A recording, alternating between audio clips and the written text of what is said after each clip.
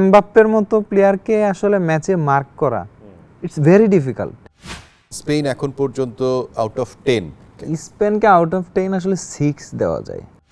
18, 22, 26 nothing changed. মানে ফ্রান্সকে আমার মাঝে মাঝে মনে হয় যে নতুন জার্মানি। হয়তো এই জেনারেশন কলাপস করলে জার্মানির মতো অবস্থা হয় কিনা কি জানি। আর্জেন্টিনার মেসি আছে, ফ্রান্সের এমবাপ্পে আছে।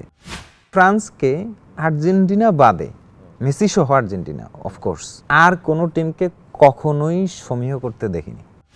আপনার কি মনে হয় আর্জেন্টিনার জন্য পরের ম্যাচের প্রতিপক্ষ হিসেবে ইংল্যান্ড নাকি নরওয়ে বেটার হবে? ইংল্যান্ড ফার বেটার হবে। সবাইকে স্বাগত ইন্ডিপেন্ডেন্ট ডিজিটালের বিশ্বকাপ উন্মাদনায়।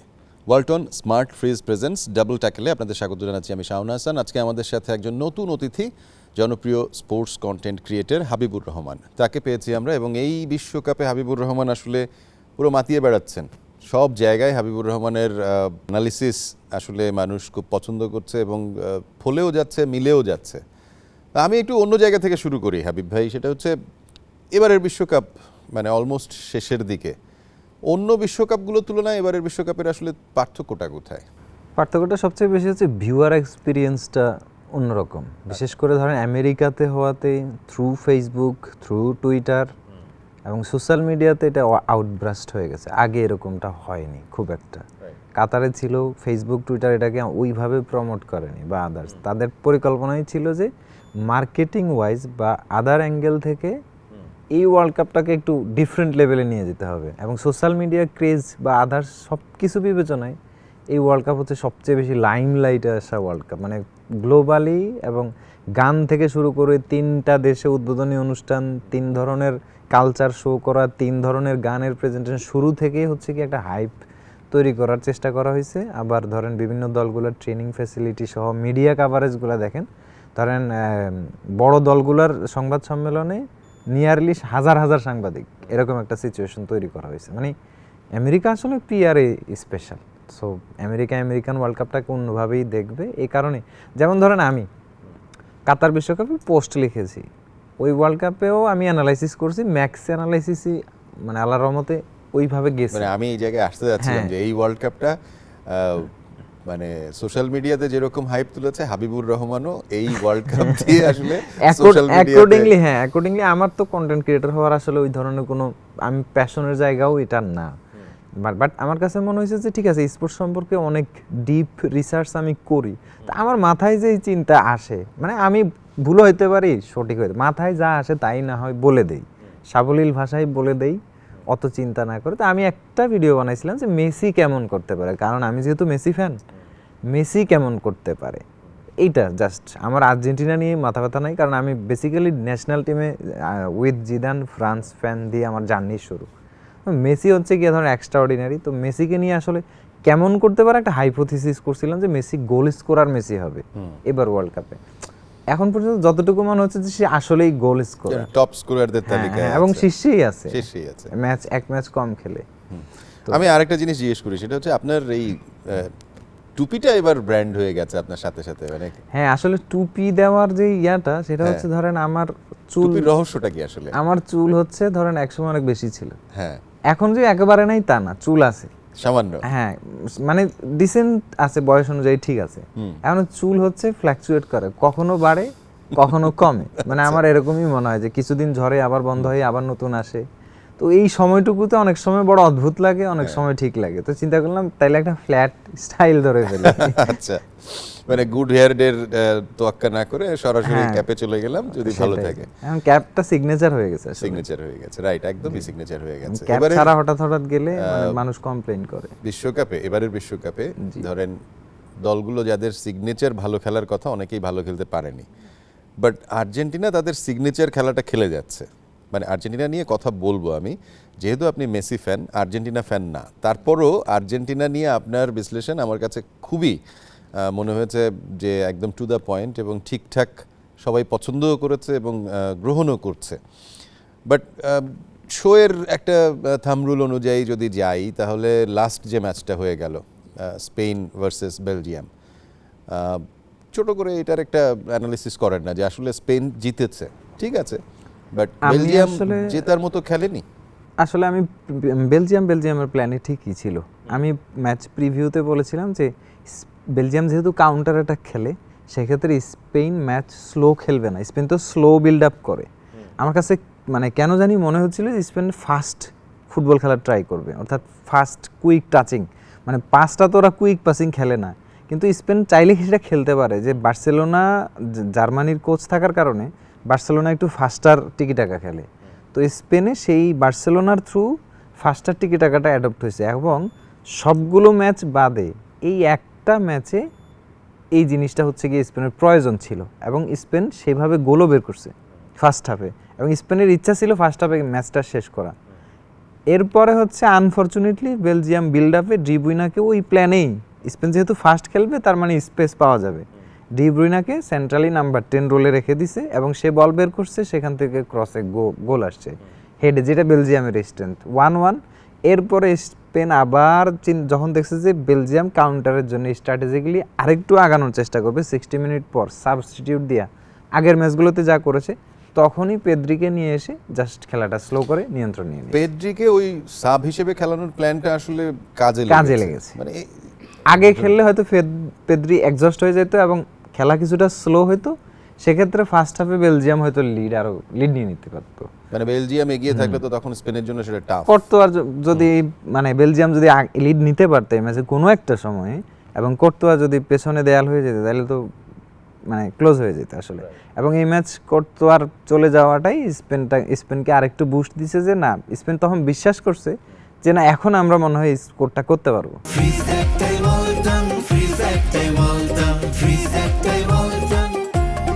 কোর্তোয়ার ইনজুরিটা আসলে বেলজিয়ামকে ভেরি আনফরচুনেট পিছিয়ে দিয়েছে। সাথে Belgium overally as a team, ধরেন লুকাকু সবগুলো ম্যাচে তো সাব হিসেবে গোল করেছে, কিন্তু কালকে পারেননি। মার্কড ছিল ওই যে পাউ কুবার্সি, ও মানে পজিশনাল মার্কিংটা অনেক স্পেশাল। এই কারণে আসলে মানে কুবার্সি হচ্ছে গিয়ে জেনারেশনাল ডিফেন্ডার, মালদিনি বা কাফু, রবার্তো কার্লোস, এবং এরপরে আরও অনেক ডিফেন্ডারদের একটা জেনারেশন থাকে। এই জেনারেশনে কুবার্সি not a very physical defender, মানে ওই রকম না, but as a very technical ডিফেন্ডারদের যদি লিস্টিং করা হয়, সে অনেক উপরের দিকে থাকবে একদম। সেন্সটা অনেক হ্যাঁ, ভালো, পজিশনিং সেন্স, মার্কিং। ধরেন এমবাপ্পের মতো প্লেয়ারকে আসলে ম্যাচে মার্ক করা ইটস ভেরি ডিফিকাল্ট। এবং কয়েকটা ক্লাসিকোতে এই পর্যন্ত যতগুলো ব্যাটেল হয়েছে, কুবার্সি এমবাপ্পেকে আটকাইতে, নিউট্রাল করতে পারছে, আমরা সেই জিনিসটা দেখছি। সো যারা নতুন করে এখন বিশ্বকাপ দেখছে, এমবাপ্পেকে এখন এরকম ফায়ারি ফর্মে দেখতেছে, যদি স্পেনের বিপক্ষে এমবাপ্পে কিছু করতে না পারে, they will be very shocked যে এমবাপ্পে এত ভালো খেলেছে, এখন কিছু কেন করতে পারলো না। বাট মানে যারা ক্লাব ফলো করে তারা জানে যে কুবার্সি ক্যান স্টপ এমবাপ্পে। এমবাপ্পের জন্য কুবার্সিকে আসলে মানে আলাদা রকম একটা কি বলবো থ্রেট হিসেবে, it will be a very good battle to see. মানে আমরা দেখবো যে একটা দুর্দান্ত ব্যাটেল হতে যাচ্ছে, কারণ কুবার্সি তো এখানে লোন উলফের মতো থাকবে।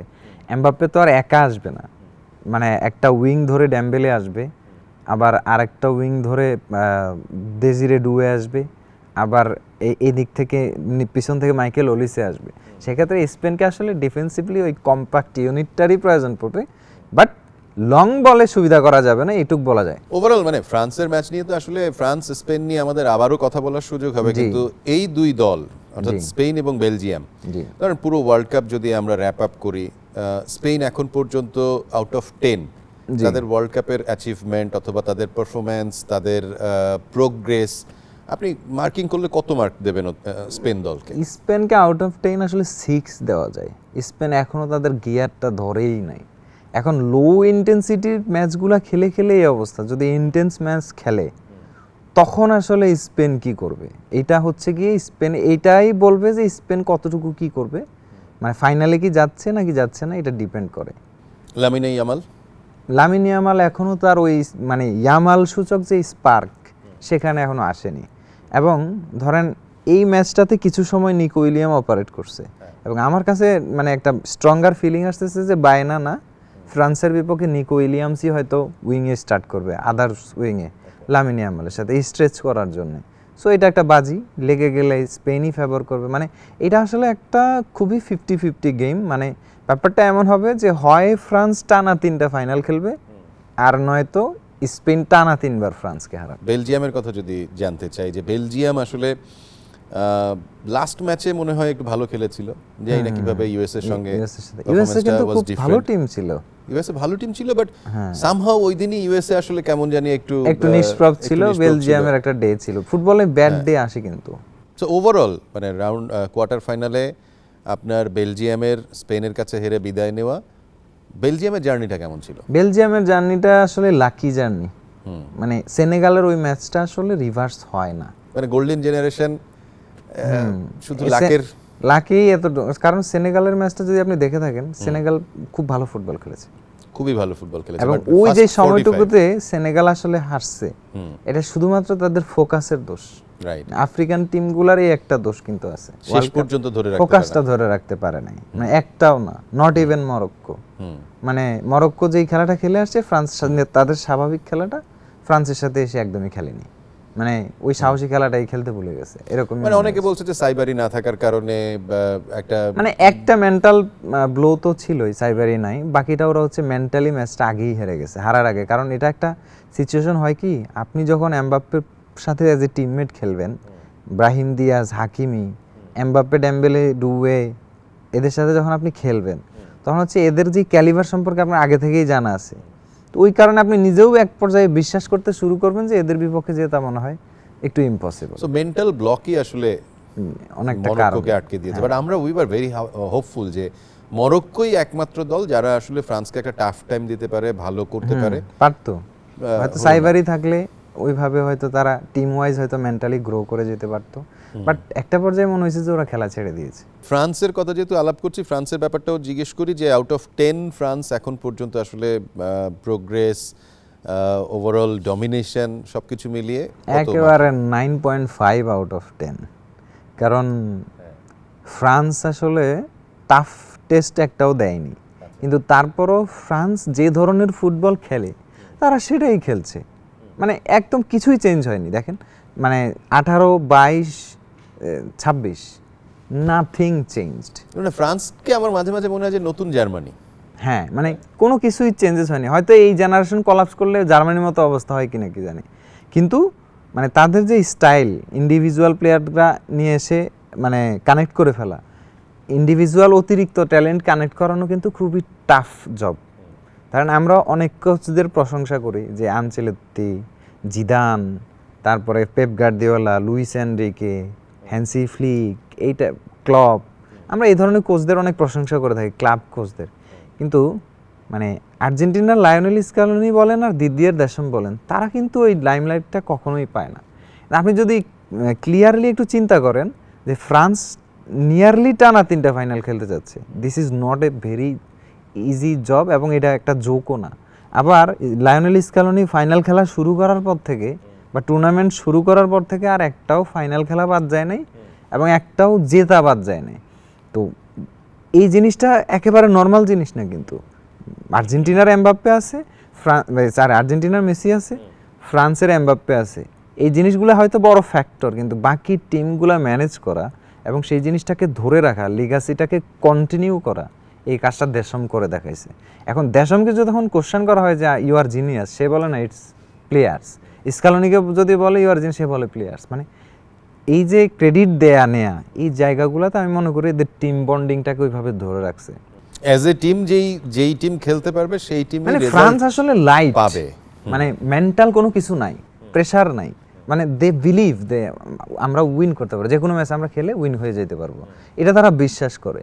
মানে আমি ফ্রান্সকে আর্জেন্টিনা বাদে, মেসি সহ আর্জেন্টিনা অফকোর্স, আর কোনো টিমকে কখনোই সমীহ করতে দেখিনি। মানে নিজেদের স্বাভাবিক খেলায় যেই মানে সমীহ বা বোডাউন, এই টাইপের জিনিসগুলা আর কোথাও নাই। আমি 18তেও কিন্তু ফ্রান্স আর্জেন্টিনাকে রেসপেক্ট করেছিল, যদিও আর্জেন্টিনার ওই টিম মানে এই দশকের সবচেয়ে খারাপ টিম ছিল, তারপরও হচ্ছে ওই টিমকে যথেষ্ট সমীহ করছে, এবং ওই টিমের রেজাল্টে আসলে ফ্রান্স সেলিব্রেট করার মতো একটা অপশন পেয়েছিল, যে কন্তে মেসিকে আটকাইতে পারছে, এটা একটা বড় অ্যাচিভমেন্টের মতো ছিল। সো এবং দুইটা টিমই টপ টিম, এবং পসিবলি মনে হচ্ছে যে আমরা একটা ফাইনাল পেতে যাচ্ছি, এবং মানে এটা হওয়ার কথা আসলে। আপনি অনেক বড় সমস্যায় পড়ে যাবেন, কারণ you are a Messi fan, and again as well as আপনি একজন ফ্রান্স ফ্যান। সত্যি বলতে আমরা যারা মেসি ফ্যান, আমাদের মেসির ক্যারিয়ারের একটা বিশ্বকাপ ট্রফি দরকার ছিল। তো ফ্রান্স ফ্যান হওয়ায় আসলে ফাইনাল ম্যাচটা আমি দেখতে পারিনি। মানে আমি ওই ম্যাচটা এমন একটা ডিসিশন নিয়েছি যে ঠিক আছে যাই হোক না কেন আই উইল অ্যাকসেপ্ট। তো আমি খেলাটা দেখতে পারিনি। 2 গোল আর্জেন্টিনা দেওয়ার পরে একজন কল দিয়ে বলল যে মেসি তো 2 গোল দিছে, বা এরপরে আমি টিভি ওপেন করছি, ওপেন করার পরে আবার এমবাপ্পে 2 গোল দিছে। তারপরে আমি আবার টিভি বন্ধ করে এবার রাস্তায় রাস্তায় ঘুরছি, কে কি বলে কে কি দেখতেছি, মানে যাই হোক আর কি। তবে মেসির ক্যারিয়ারের একটা ডেসপারেট ওয়ার্ল্ড কাপ আমিও চাইছিলাম। ওই দিন সত্যি বলতে আমি ফ্রান্স সাপোর্টার হয়েও ফ্রান্স সাপোর্ট করিনি। মানে কখনো কখনো মানে হয় না পুরো যে প্রতিপক্ষ প্রকৃতি জিতে আসলে, গেলেও হ্যাঁ। ভালো লাগে। হ্যাঁ, পুরো প্রকৃতি চাইছিল যে, নেচার চাইছিল, মানে ওয়ার্ল্ডের পুরো নেচার চাইছিল যে মেসি একটা বিশ্বকাপ যেন জেতে। ইট ওয়াজ লাইক এ প্রে, মানে একটা চাওয়া হয়ে গেছে এরকমটা। তো এইবার তো আর ওই জিনিসটা নাই। মেসির একটা বিশ্বকাপ দরকার ছিল, হয়ে গেছে। এখন আমি অ্যাজ এ ফ্রেন্স ফ্যান, মেসির জার্সির 3টা স্টার থাকবে, কিন্তু আমার দলের জার্সিতে 3টা স্টার আসতে পারে না। আমরা এই যে 7টা মানে লাস্ট 7টা টুর্নামেন্টে মনে হয় 4টা ফাইনাল খেলছি, এবারেরটা খেললে 5টা হবে। কনসিস্টেন্ট, হ্যাঁ, ফ্রান্স অনেক তো- কনসিস্টেন্ট খেলছে। সো মানে যদি র্যাপ আপ করি, ফ্রান্স আর আর্জেন্টিনা ফাইনাল হয়তো আপনি আবারও চিন্তা করছেন হতে পারে, বাট সেটা হওয়ার জন্য যেটা দরকার আরো 2টো ধাপ পার হয়ে যেতে হবে। মানে কোয়ার্টার ফ্রান্সের ফাইনালে, জন্য স্পেন, হ্যাঁ, আর্জেন্টিনার জন্য possible England, Norway or and অবশ্যই সুইজারল্যান্ড। আচ্ছা। মানে সুইজারল্যান্ড ম্যাচ তো একেবারে হাতের নাগালে। জি, সো সুইজারল্যান্ড ম্যাচ নিয়ে আগে কথা বলবো চিন্তা করেছিলাম, কিন্তু যেহেতু ম্যাচ আগে নরওয়ে আর ইংল্যান্ডের, জি, ওখান থেকে আগে আর্জেন্টিনার জন্য একটা প্রতিপক্ষ ঠিক করে আসি। ওকে। সো ইংল্যান্ড নরওয়ে, জি। ধরেন আমরা অনেক আলোচনা করছি, অনেক কথা বলছি যে ইংল্যান্ড ভালো দল, এবার খুব কথা বলছে না কিন্তু মাঠে প্রমাণ করছে। নরওয়ের ভেতরে কি জানি একটা ভূত ভর করেছে, এবার নরওয়ে খুব ভালো কিছু করে ফেলতে পারে। ব্রাজিলকে হারিয়ে নরওয়ে তার একটা প্রমাণও দিয়েছে। So England and Norway match নিয়ে আসলে আপনি কি ভাবছেন, কি হতে পারে, কেন হতে পারে?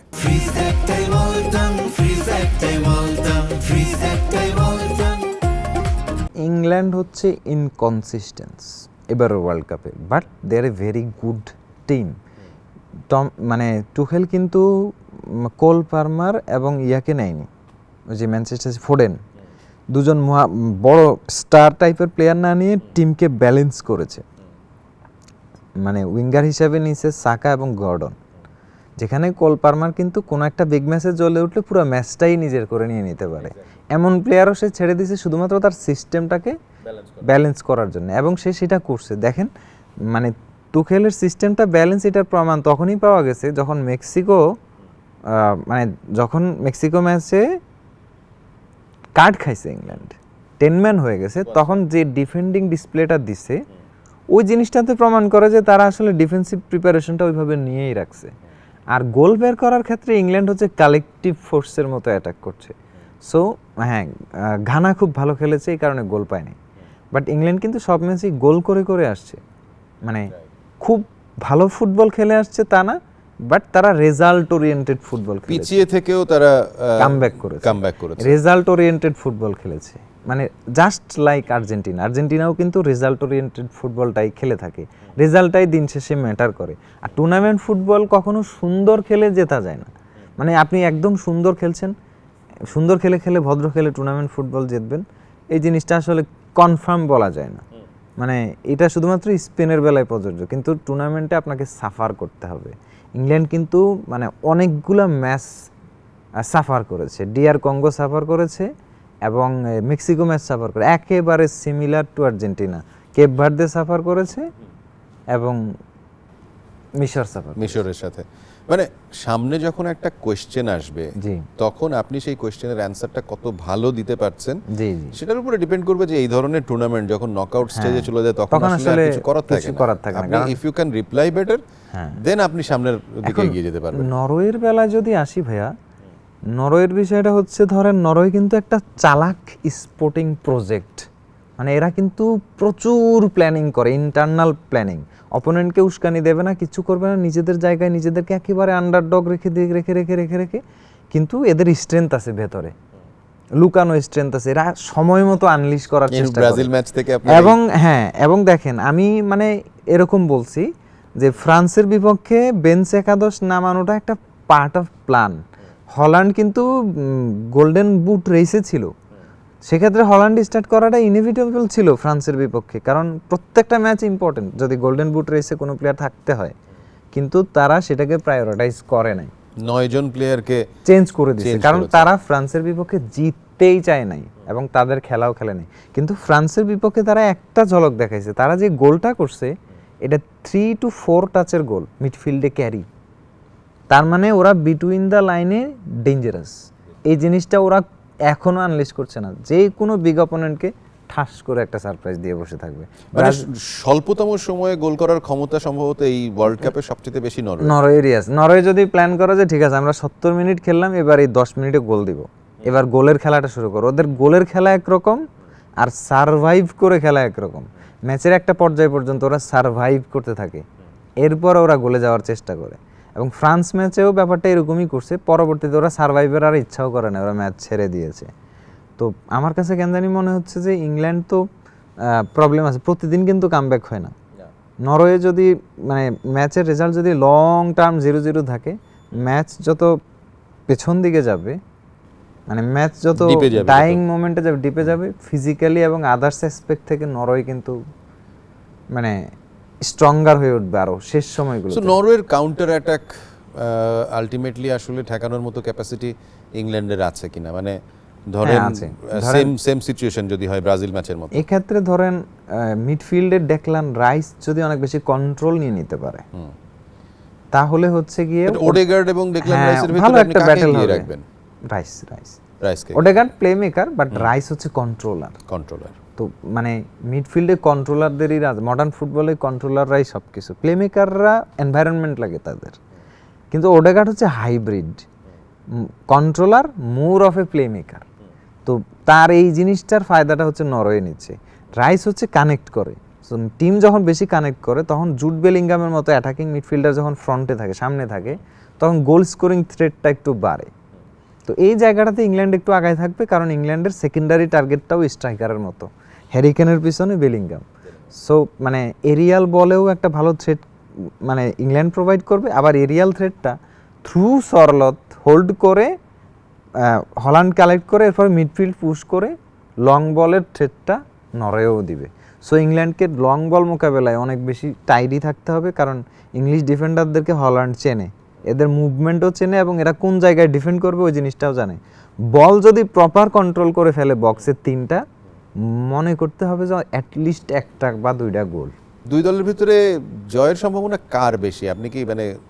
আমি ইংল্যান্ডকেই আগে রাখবো, কারণ ইংল্যান্ড কন্টিনিউয়াসলি মানে ইংল্যান্ডের সবচেয়ে বড় অ্যাডভান্টেজ হচ্ছে টুখেলের ট্যাকটিক্যাল চেঞ্জেসগুলো এই ওয়ার্ল্ড কাপে প্রত্যেকটা ম্যাচে ইফেক্ট ফেলেছে।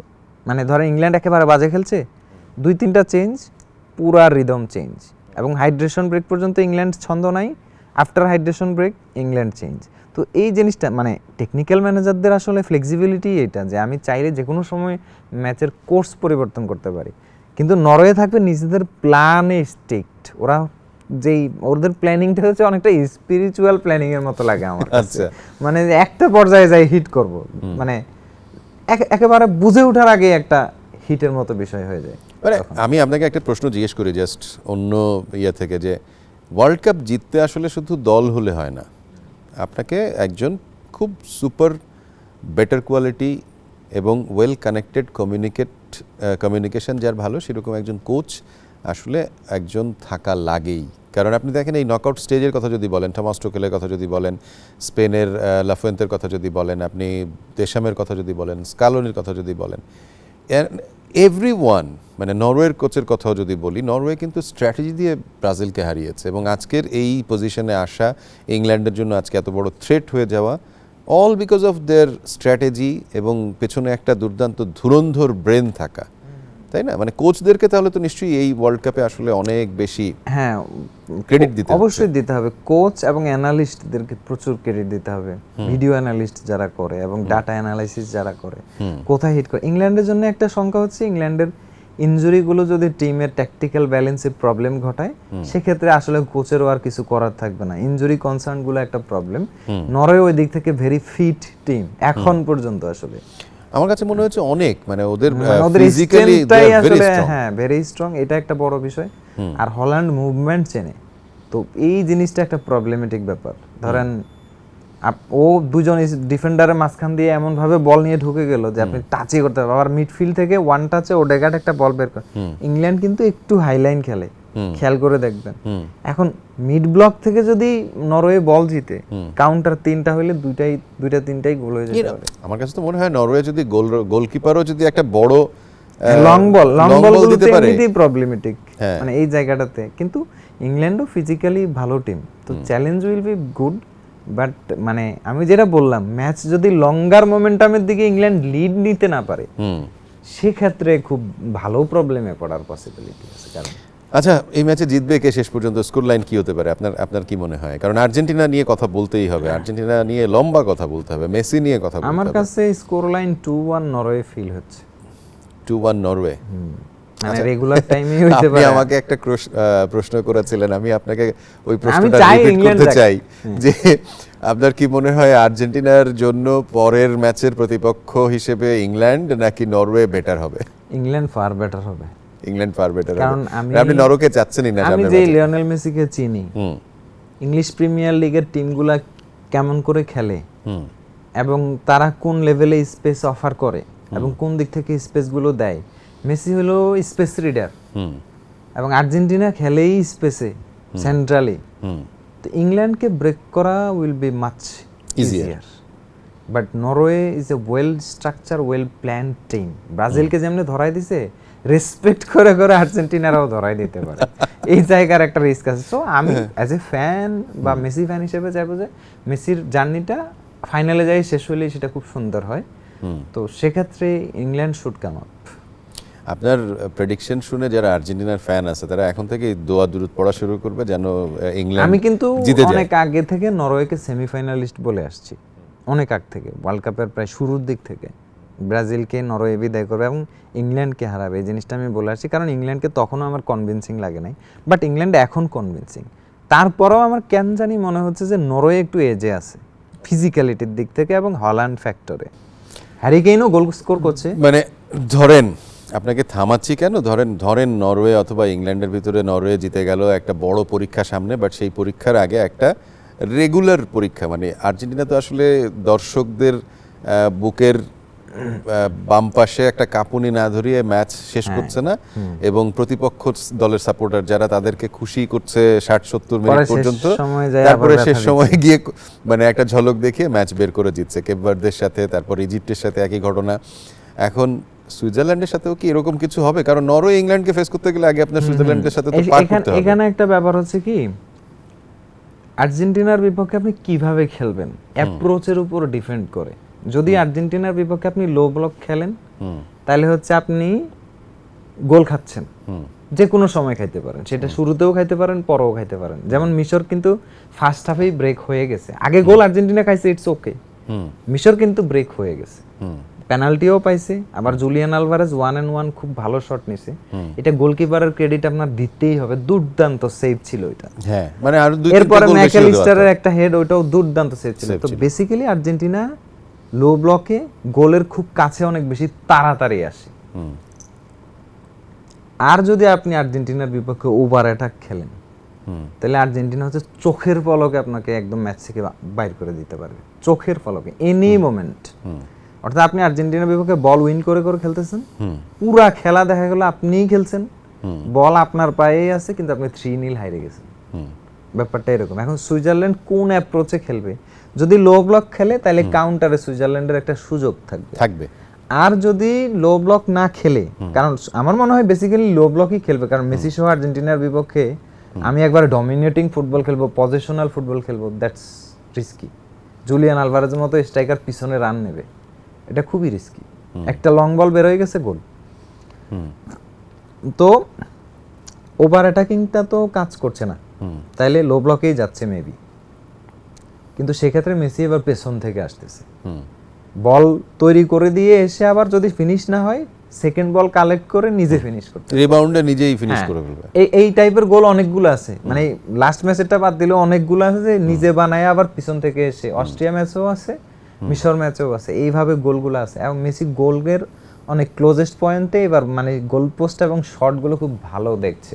অর্থাৎ মেসি অ্যাঙ্গেল পাইলেই গোল করে দিচ্ছে, সোজা কথা। তো মেসি যদি একটা ম্যাচে 3টা অ্যাঙ্গেল পায়, ধরে নিতেই হবে যে একটা গোল। এখন বাকি আদার্স আর্জেন্টাইনটা যদি আরো 2টা গোল করে, মেসি প্লে মেকিং তো অবশ্যই করবে।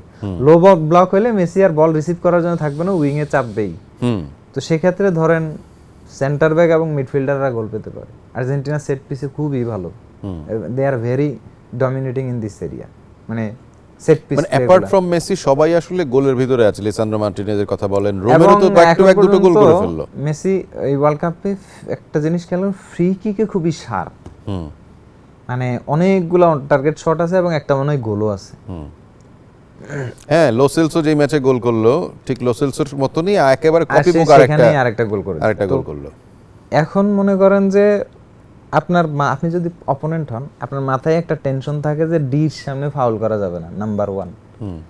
নাম্বার 2 হচ্ছে, কারণ ডির সামনে ফাউল করা মানে একটা ফ্রি কিক, আর এটা আর্জেন্টিনার বিপক্ষে একটা ফ্রি কিক একটা পেনাল্টি বরাবর, কাছাকাছি, নিয়ারলি অ্যাটলিস্ট 50% পেনাল্টি। এরপরে হচ্ছে বেশি বেশি কর্নার কনসিড করা যাবে না, এটা একটা রুলস। 3 নাম্বার রুলস হচ্ছে ধরেন মানে অনেক বেশি চার্জ করে কাট খাইলে পরে আবার আদার্স ঝামেলা, মানে ডাবল ইয়েলো রেড হয়ে যেতে পারে। সো ডিফেন্ডিং করে আর্জেন্টিনাকে অনেকক্ষণ আটকে রাখা, এটা একটা টাফ ব্যাপার। আবার অনেক বেশি অ্যাটাকিং ফুটবল খেললে এক্সপোজ হয়ে যাওয়াটা সময়ের ব্যাপার মাত্র। So from every angle Argentina is favourite. এখন তো আপনার সুইজারল্যান্ডের সমর্থক অনেক থাকবে, মানে থাকবে, প্রচুর সমর্থন দেবে সুইজারল্যান্ডকে। এটা না হলে বাংলাদেশের ফুটবলটা জমবে না। কারণ কি, এখন যদি ধরেন সুইজারল্যান্ড ম্যাচে আর্জেন্টিনা ঝরে যায়, তাহলে ব্রাজিলের আর্জেন্টিনার অপোজিট টিমকে সাপোর্ট করা লাগতেছে না, বা পর্তুগাল ফ্যানদের আর্জেন্টিনার অপোনেন্ট টিমের জন্য মানে উইশ করা লাগতেছে না, এবং খেলাও দেখা লাগতেছে না।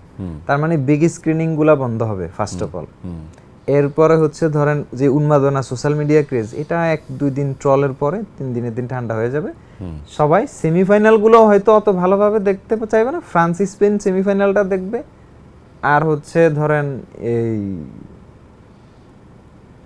ওই যে এটাকে কি বলে, সুইজারল্যান্ড, ইংল্যান্ড, নরওয়ে, মানে ওরা যদি যায়, সুইজারল্যান্ডের সাথে যদি ধরেন হেরে যায়, ওইটা ওইভাবে দেখা হবে না খুব একটা। তো সামনে ফাইনালটাই হয়তো দেখা হতে পারে, কিন্তু ক্রেজটা জমবে না। তো আসলে মানে আর্জেন্টিনার টুর্নামেন্টের টিকে থাকাটা হইলো ফুটবল বেঁচে থাকার কারণ। মানে আপনি যদি অপোনেন্ট ফ্যান না হন, এদিক থেকে একটা জিনিস বেঁচে থাকতেছে, কারো কারো ইয়াতে থাকবে যে মেসি হিস্ট্রি মেক করবে, আর কারো কারো ইয়াতে থাকবে মেসি এবার অপমান হয়ে একদম বাড়ি যাবে। না মানে ধরেন অনেকের তো এরকম একটা চিন্তা ভাবনা যে ফিফা আর্জেন্টিনাকে হেল্প করে, এটা করে সেটা করে, পেনাল্টি দিয়ে দেয়। বাট আর্জেন্টিনা কেন এত আসলে পেনাল্টি পায়, আর্জেন্টিনা কেন এত ফাউল পায়, কারণ কি, মানে বলার সুযোগটা কোথা থেকে পাচ্ছে? আর্জেন্টিনা 8টা পেনাল্টি পাইছে, ফ্রান্স 8টা পেনাল্টি পাইছে। যে সমস্ত দল অনেক চুরমার অ্যাটাকিং খেলে, ডেভাস্টেটিং অ্যাটাকিং খেলে, তারা পেনাল্টি পাওয়ার পসিবিলিটি বেশি থাকে। এখন ধরেন আপনার দল চান্স ক্রিয়েট করে 3টা, আপনি আশা কেন করেন যে আপনার দলও পেনাল্টি পাবে? মানে পুরো খেলায় চান্স বানাইছে 3টা, যেই 14 মিনিটে আর্জেন্টিনা কামব্যাক দিছে, ওই 14 মিনিটে শুধুমাত্র মেসি ক্লিয়ার গোল স্কোরিং অপরচুনিটির কাছাকাছি গেছে টোটাল 8 বার, মানে 8টা চান্স ক্রিয়েট করছে। সো ওই সময়েও যদি আর্জেন্টিনা পেনাল্টি পাইতো, পেতেই পারতো। 8টা চান্স, বুঝেন, 8টা গোল চান্স থেকে 3টা গোল আসছে। তো এই জিনিসটা তো অন্য কোনো টিমের কেউ ডেলিভার করতে পারতেছে না। ব্রাজিলে এই কাজটা নেইমার পারতো, সে ফিট ছিল না। তো এই কারণটার কারণে আসলে পেনাল্টি পাওয়া আদার্স টিমগুলোর জন্য কঠিন, কিন্তু ফ্রান্স এবং আর্জেন্টিনার জন্য সহজ। আবার স্পেন, এখন বলতে পারেন স্পেনও তো অ্যাটাকিং খেলে, কিন্তু স্পেন তো ডাইরেক্ট অ্যাটাকিং খেলে না, নিজেদের ভিতরে অনেকক্ষণ পাস মানে স্লো যায়, আপনারা মানসিকভাবে মেরে তারপর গোল করে দিয়ে আসে, ওদের পেনাল্টির প্রয়োজনও থাকে না। ফ্রান্স আর আর্জেন্টিনা খালি ভেরি ডাইরেক্ট অ্যাটাক, আপনার দিকে যখন যায় তখন ডিফেন্ডারদের হাঁটু কাঁপে।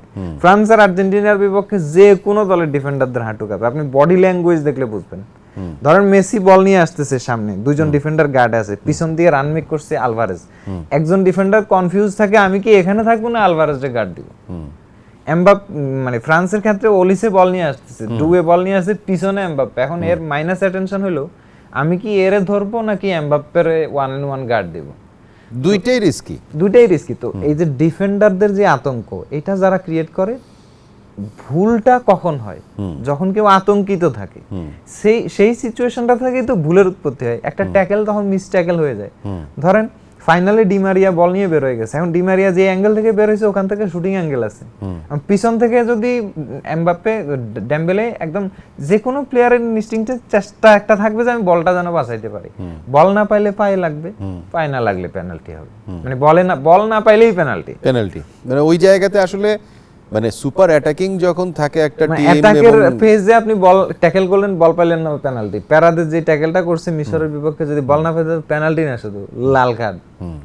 তো এই যে বিষয়টা, মানে আপনার এই জিনিসটা শুধু আর্জেন্টিনা পয়দা করে থ্রু মেসি, আর ফ্রান্স পয়দা করে থ্রু এমবাপ্পে সহ আদার্স। তো মেসির এই জিনিসটা, যে মেসি সারা জীবন প্লে মেকিং করতে করতে জিনিসটাকে আর্টের পর্যায়ে নিয়ে গেছে, বিধ্বংসী পর্যায়ে নিয়ে গেছে। কখন কোন পাসে আপনার পুরো ডিফেন্স লাইন খুলে ফেলছে ইউ নেভার নো। তো এই জায়গাটার কারণে আসলে ধরেন এই যে আর্জেন্টিনা ওই ওয়ার্ল্ড কাপে অলরেডি 2টা পেনাল্টি পাইছে, মানে 3টা পেনাল্টি পাইছে, একটা লাউতারো একটা স্কোর করছে আর 2টা মেসি মিস করছে। তো প্রথম দিন ধরেন যে লাউতারোরে মেসি যে মানে এনজো ফার্নান্দেজ যে বলটা রিলিজ করছে, মনে হয় কোন দলের সাথে, ম্যাকালিস্টার নাকি এনজো রিলিজ করছে লাউতারোর পেনাল্টি যেটা হইছে এর অস্ট্রিয়ার সাথে আর কি, যেটা অস্ট্রিয়ার সাথে লাস্ট ম্যাচে, ওটা লাউতারোরে যখন ফাউল করা হয়েছে। তো এইটা তো ডিফেন্স সেরা পাস, খেয়াল করেন কালকে যে পেনাল্টিটা পাইছে এটাও এনজোর ডিফেন্স সেরা পাস। এখন এই পাসগুলো স্টপ করা যাচ্ছে না। তো তারপরে আপনার ফাইনাল স্টেজ ডিফেন্ডিং বাকি থাকে, হয় ফাউল করো নইলে বল উইন করো, মানে লাস্ট অপশন, এছাড়া আর কিছু করার থাকে না। এখান থেকে যদি আমি ফেভারে চলে আসি, তাহলে সিমিলার ফেভার কি ফ্রান্স পাচ্ছে না? আপনি এই জিনিসটা কেন দেখছেন না যে আর্জেন্টিনা ভালো খেলছে? মানে এটা তো আপনাকে স্বীকার করতে হবে যে ফ্রান্স ভালো খেলছে, এটা তো স্বীকার করতে হবে। মানে যে দলকে আমি সাপোর্ট করি না সেই দল ভালো খেললেও আসলে ভালো করছে না, এটা আফসোসের ব্যাপার। কি দেখেন, মিডফিল্ড কোয়ালিটি যদি ধরেন, এই ওয়ার্ল্ড কাপের বেস্ট মিডফিল্ড ছিল পর্তুগাল, জোয়াও নেভেস, ভিতিনহা এবং ব্রুনো ফার্নান্দেজ। ব্রুনো ফার্নান্দেজ কি প্লে মেকিংটা করতে পারছে? ভিতিনিয়া কি কোনো ডিপ লাইং প্লে মেকিং করতে পারছে? ভিতিনাকে আমি লাস্ট ম্যাচে গ্রুপ স্টেজের লাস্ট ম্যাচে মনে হয় দেখলাম একটু এফেক্টিভ, বাট আদারওয়াইজ তো কোনো ম্যাচে আমি মানে আই ডোন্ট নো, সাইডওয়েজ আর ব্যাক পাস ছাড়া কিছুই করতে পারেনি না, মানে কোনো প্লে মেকিং। এবং জোয়াও নেভেস যে বিটুইন দ্য লাইনের বল ক্যারিয়ার এবং অপোনেন্ট বক্সে যে অ্যাটাক করে, কিছুই করতে পারে নাই। ব্রুনো ফার্নান্দেজ যে স্ট্রাইকারের পেছন থেকে শট নেয় এবং প্লে মেকিং করে, স্ট্রাইকারের জন্য বল একদম প্লেটে সাজায় দেয়। ইপিএল এর বেস্ট প্লেয়ার হয়েছে, ইংলিশ প্রিমিয়ার লিগে বেস্ট প্লেয়ার হওয়া মিডফিল্ডার হয়ে চারটিখানি ব্যাপার না, কিন্তু কোয়ালিটি তো অবশ্যই আছে। সেই জায়গা থেকে মানে তাদের পারফরমেন্সটা কেমন ছিল? রাইট। তো এই জায়গাটা থেকে চিন্তা করলে যে আপনার টিম পারফর্মিং না। পর্তুগাল যদি চান্স আফটার চান্স বানায়, তো পর্তুগালও পেনাল্টি এত মানে এই ওয়ার্ল্ড কাপে 5-6টা পাইতো। রোনালদোর পেনাল্টি গোলই হয়নি। পর্তুগাল না শেষ পর্যন্ত আসলে পুরো টিম হিসেবে খেলতে পারেনি। আমি জানি না, এই আর্জেন্টিনা ফ্রান্সের শক্তিটাই এটা, they are playing as a team, কোনো ইগোই নাই। ফ্রান্সে এতগুলো বড় প্লেয়ার, আপনি কারো মাঝেও ইগো দেখবেন না। এবং এমবাপ্পেকে এত আনসেলফিশ প্লে করতে কখনো দেখছেন ক্লাবে? না। কিন্তু মানে ন্যাশনালে যখন আসে তখন ওরা সেলফলেস হয়ে যায়, যে টিমের জন্য খেলতে ইচ্ছে করে। এবং মানে এমবাপ্পে যখন ক্লাবের জার্সি গায়ে খেলেন এবং এমবাপ্পে যখন ন্যাশনাল টিমের জার্সি গায়ে খেলেন, দুইটা এমবাপ্পে টোটালি ডিফারেন্ট, আকাশ পাতাল। মানে ন্যাশনালের এমবাপ্পেকে আপনি মেসি, পেলে, ম্যারাডোনার ঠিক পরে দিয়ে বসাই দিতে পারবেন, এখনই পসিবল। কিন্তু ক্লাবের এমবাপ্পেকে খুঁজেও পাবেন না ওই লিস্টে। না, ইনফ্যাক্ট আমার কাছে মনে হয় এমবাপ্পে আসলে মেসির যত রেকর্ড আছে সব রেকর্ড ভেঙে ফেলবে। মানে ইয়াং এজে সে ফার্স্ট ওয়ার্ল্ড কাপ জিতে ফেলছে অলরেডি, একটা ওয়ার্ল্ড কাপ তার পকেটে আছে, এবং এটাও হইতে পারে, নেক্সটটাও হইতে পারে। এবং ওভারঅল ফিফা ওয়ার্ল্ড কাপের যদি গোল স্কোরার হিসেবে দেখি, মেসির সাথে অলমোস্ট প্যারালাল। এরপরে তো আর খেলবে না, এরপরে মনে হয় না খেলতে পারবে। 27-28 হবে এমবাপ্পে, আরো 2টা ওয়ার্ল্ড কাপ সে খেলতে পারবে মিনিমাম, অ্যাট লিস্ট একটা খেলুক, একটা খেললেই তো রেকর্ড ব্রেক হয়ে যাবে, সব রেকর্ড ওর হয়ে যাবে। এই ব্যাপারটা একটু চিন্তা করেন। তাহলে ধরেন আপনার এরা হচ্ছে অ্যাজ এ টিম, মানে সবাই সবার জন্য খেলে এবং এরা নিজেদেরকে বিশ্বাস করে এবং নিজেদের মুভমেন্টটা চেনে। আর্জেন্টিনার বেলায়ও তাই, এটা মেসি কি করবে এই জিনিসটা জানে, এবং মেসি জানে কারে কখন কোন স্পেসে পাওয়া যাবে। তো এই জিনিসটার কারণে এই দুইটা টিম আবার হয়তো রিফাইনালিস্ট হইতে পারে। এবং আর্জেন্টিনা যে রোলার কোস্টার রাইডগুলো দিছে, হয়তো এই সেম মিস্টেকগুলো অন্য কোনো ম্যাচে নাও করতে পারে। দেখা যাচ্ছে যে তাদের সহজাত চ্যাম্পিয়ন সুলভ গেম খেলেই আবার ফাইনালে চলে আসতে পারে, তখন আবার আরেকটা হাড্ডাহাড্ডি লড়াই দেখতে পারি।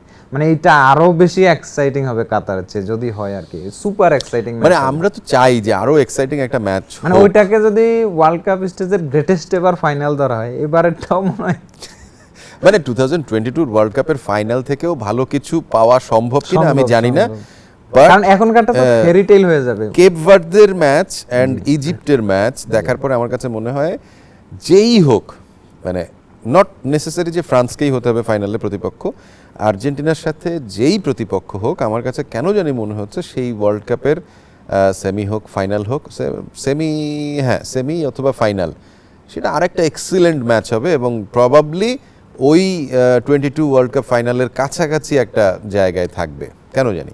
মানে একটা শুট আউট আর্জেন্টিনার এখনো পাও না, পেনাল্টি শুট আউট।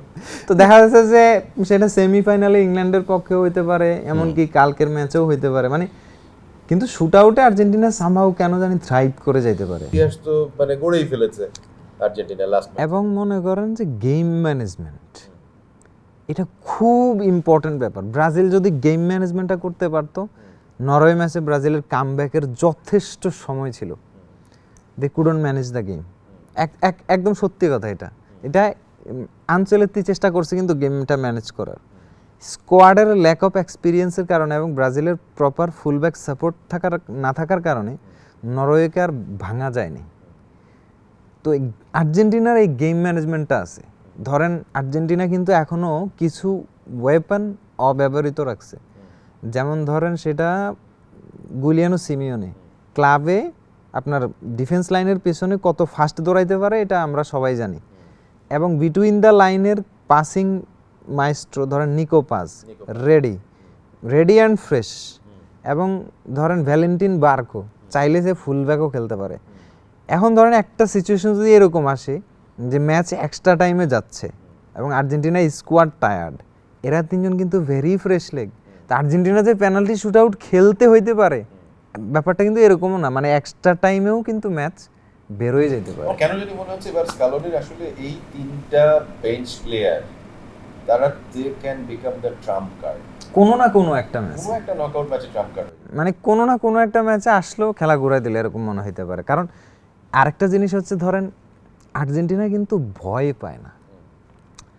ধরেন ওরা ম্যাচ শেষে কান্না করছে, গোল স্কোর করে করে কান্না করছে, কিন্তু গোল স্কোর করে কান্না করে আবার খেলা শুরু করছে, আবারও মনে হচ্ছে যে মনে হয় যেন মারতে আসতেছে, এরকম মানে ভয় লাগার মতোই ব্যাপার, অল আউট। মানে এটা হচ্ছে ধরেন, আর খুব বেশি ট্যাকটিক্সের প্রয়োজন পড়ে না। একটা দল যখন নিজেদেরকে বোঝে, ইমোশনালি কানেক্টেড থাকে, জার্সির প্রতি ওই ইমোশনাল লেভেল থাকে, তখন আসলে ওই ইয়াটা লাগে না। যেমন ধরেন ফ্রান্সের কথাই ধরেন, ফ্রান্স কিন্তু টিমমেটদের সাথে প্রচণ্ড কানেক্টেড, এবং এরা হচ্ছে এমবাপ্পেও কিন্তু ক্ষেত্র বিশেষে যাই ডিফেন্ড করে। খেয়াল করেন, আপনি জীবনে কখনো এমবাপ্পের ক্লাবে ডিফেন্ড করতে দেখছেন?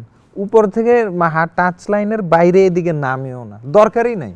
রিয়াল মাদ্রিদ হারলো কি পিএসজি হারলো কিছু যায় আসে না, বাট যখন ফ্রান্সের প্রয়োজন পড়ে এমবাপ্পে স্টার্টেড ডিফেন্ড। এই যে প্লেয়ারদের ডিফারেন্ট কমিটমেন্ট, মানে ধরেন নিজের দেশের প্রতি যে কমিটমেন্ট, এটা এখন পর্যন্ত এই বিশ্বকাপে আমার কাছে মনে হয়েছে ফ্রান্স অ্যান্ড আর্জেন্টিনা তাদের যে কমিটমেন্ট লেভেল, সেটা আসলে তাদেরকে এই পর্যন্ত নিয়ে এসেছে। বাট হাবিব ভাই, আসলে মানে আলাপ তো অনেক কিছু করা যায়, অনেক কিছু বাকিও থেকে যাচ্ছে, কিন্তু তারপরে সময়ের স্বল্পতার কারণে আসলে শেষ করতে হচ্ছে। তারপরে শেষ করার আগে কয়েকটা কুইক কোয়েশ্চেন করি আপনাকে। এক হচ্ছে, আপনার কাছে কি মনে হয় এবারের ওয়ার্ল্ড কাপ চ্যাম্পিয়ন কে হবে? একদম ছোট্ট করে বলুন। আমার কাছে এবার world cup champion most probably France, I think. Most probably France. Golden boot Messi. Golden ball Messi. Golden ball and boot both Messi. তাহলে এমবাপ্পে পাচ্ছে না? শিওর না, এমবাপ্পেকে তো বুট দেওয়ার কিছু নাই, এ বল দেওয়ার কিছু নাই। এমবাপ্পে তো আসলে গোল্ডেন বল জয়ের মতো প্লেয়ার না, ওর কাজ হচ্ছে অ্যাসিস্ট আছে অনেকগুলা, তাহলে সেক্ষেত্রে আবার ওলিসে চলে আসে ডিবেটে। তবে এইটা ঠিক, যদি মেসি বুট পেয়ে যায় তাহলে তাকে আর বলটা দিবে না, বলটা তখন শিফট করে হয়তো এমবাপ্পেকে দেওয়া হতে পারে। সবচেয়ে ডিসহার্টেড হয়েছেন কোন দলের পারফরম্যান্সে এবার? আমি সবচেয়ে বেশি আঘাত পাইছি ব্রাজিলের পারফরম্যান্সে, কারণ ব্রাজিল একটা পর্যায়ে কিন্তু রিদম ধরে ফেলছিল, ওখান থেকে যায় আবার মানসিকভাবে ব্রেক হয়েছে, এবং ভিনিসিয়াসের পারফরমেন্সটা চাপা পড়ে গেছে আসলে। মানে মডার্ন ডে উইঙ্গারদের মধ্যে যে ধরনের উইঙ্গার এখনো বেঁচে আছে, যারা উইংয়ের সৌন্দর্যটা টিকিয়ে রাখছে, তাদের মধ্যে ভিনিসিয়াস জুনিয়র একজন। এখন দেখা যাচ্ছে যে এই প্লেয়ার এমন একটা ক্যাম্পেইন দিচ্ছে, গোল, অ্যাসিস্ট, এভরিথিং, কিন্তু সব কিছু ইনভেইন চলে গেছে, তার প্রতি শেষ দিকে আর সাপ্লাইটা আসে নাই মিডফিল্ড থেকে। ভিনিসিয়াস কিন্তু লাইনের পেছনে ভালো দৌড়াইতে পারে, ধরেন সেমিফাইনালেও he could be a threat to Argentina. Back Argentina match winner যারা, হ্যাঁ। সিঙ্গেল হ্যান্ডেডলি ম্যাচ জিততে পারে যারা, তাদের তো ভিতরে অবশ্যই এখন তাহলে ভিনিসিয়াসের সাপ্লাইয়ের জন্য নেইমারকে দলে সেট করাটা জরুরি ছিল। তো বড় আপসেট হয়েছে নেইমার ফিট হওয়ার পরেও ট্রাই করানো হয় নাই, টিমের সাথে কানেক্ট করানো হয় নাই, সামহাউ হয় না। এই জিনিসটাই আমার ওয়ার্ল্ড কাপের সবচেয়ে বড় আপসেট। এখন হয়তো আমরা ল্যাতিন সেমিফাইনাল দেখতে পারতাম। মোস্ট ওভাররেটেড প্লেয়ার, যার কাছ থেকে অনেক প্রত্যাশা ছিল কিন্তু এই ওয়ার্ল্ড কাপে কিছুই পাওয়া যায় লামিন ইয়ামাল। Lamine Yamal. আমার কাছে কেন জানি মনে হচ্ছে ইয়ামাল আসলে এখনো সেই কিন্তু যদি মনে করেন ওই একটা ম্যাচ ধরে ফেলে, প্রবলেম তো ওখানেই। যদি এখন সেমিটটা ধরে ফেলে তাহলে তো প্রবলেমে পড়ে যাব ভাই, এত রিস্কি প্লেয়ার। কিন্তু বেস্ট ইয়াং প্লেয়ার এবারের ওয়ার্ল্ড কাপে এখন পর্যন্ত। এবারের ওয়ার্ল্ড কাপের বেস্ট ইয়াং প্লেয়ার হচ্ছে বুয়াদ্দি। যদিও একটা ম্যাচ খারাপ খেলছে, বাট মানে সে হচ্ছে এই ওয়ার্ল্ড কাপের বিগেস্ট সারপ্রাইজ। এই ওয়ার্ল্ড কাপের বেস্ট গোলকিপার, এই ওয়ার্ল্ড কাপের এখন পর্যন্ত বেস্ট গোলকিপার হচ্ছে ওই যে বুজিনিয়া। মানে যেই গোলকিপারের পারফরমেন্স আসলে মেসি মুগ্ধ হয়। মেসি যায় যদি বলে যে তুমি তোমার জাতিকে গর্বিত করেছো, তাহলে বুঝতে হবে যে ওই গোলকিপারের ভিতরে কিছু জিনিস আছে। কারণ স্পেনকে গোল শূন্য রাখা, তারপর সৌদি উরুগুয়েকে এভাবে আটকে দেওয়া, এবং আর্জেন্টিনাকে এই লেভেলের টাফ ব্যাটেল দেয়া মেন্টালি। বুজিনিয়া কিন্তু মেন্টালি মনস্টারাস ছিল। দল পিছাই গেল, সে পুরো টিমরে ক্ল্যাম রাখছিল। যখন কেপ ভার্দের প্লেয়াররা বসে বসে কাঁদছিল, সে সবাইরে উঠাই দিচ্ছিল। No, don't be sad, you should be proud. এই ক্যারেক্টারিস্টিক যে সমস্ত, আমার কাছে অলিভার কানের পরে এরকম লাগছে ওর কাছে, মানে ক্যারেক্টারিস্টিক ওর বিগ লাগছে। সো মানে এই আমার কাছে এই ওয়ার্ল্ড কাপের বেস্ট গোলকিপার বুজিনিয়া। অসংখ্য ধন্যবাদ হাবিব ভাই আজকে আমাদেরকে ডাবল ট্যাকলের সময় দেওয়ার জন্য। আশা করি আবারও খুব শিগগিরই কথা হবে। আপনার সাথে কথা বলতে খুব ভালো লাগছে, কারণ আসলে ইনডেপথ আলোচনা যেখানে করা যায়, বা আপনি যেভাবে জিনিসগুলোকে একদম ভেতর থেকে ধরতে পারেন, তো এই জিনিসগুলো আসলে খুবই ভালো লাগে। যখন মানে এই টাইপের কনভারসেশনটা অনেক লং হইলেও, মানে 2 ঘন্টা 3 ঘন্টা হয়ে গেলেও কখন যে টাইম চলে যাবে এটা বোঝা যায় না আসলে। থ্যাংক ইউ ভাই। দর্শক, আজকে ডাবল ট্যাকেল শেষ করছি এখানেই। Walton smart fridge present double ট্যাকেলে আবারও কথা হবে আগামীকাল। আশা করি ইন্ডিপেন্ডেন্ট ডিজিটালের সঙ্গেই থাকবেন। Thank you so much.